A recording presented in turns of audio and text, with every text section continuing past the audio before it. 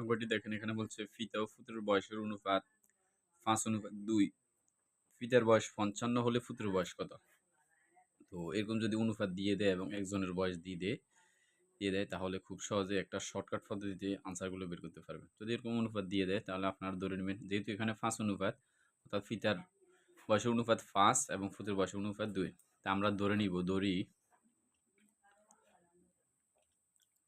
ফিতার বয়স সমান 5x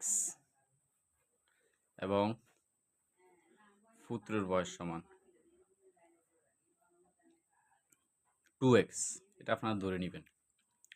এটা আমরা ধরে নিছি অনুপাত অনুযায়ী।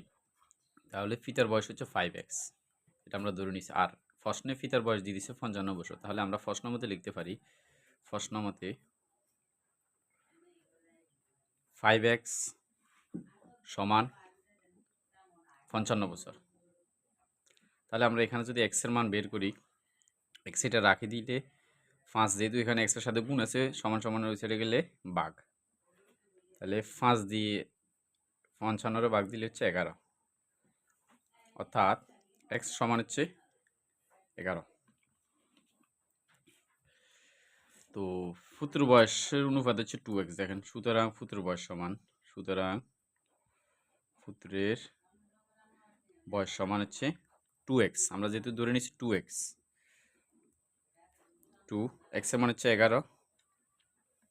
দেখেন 11 আর 2 গুণ করলে হচ্ছে 22, তার মানে ফুতুরের বয়স সমান হচ্ছে 22 বছর। এই নিয়মে আপনারা এরকম ফিতা ফুতুরের যে কোনো অঙ্ক এভাবে বের করতে পারবেন।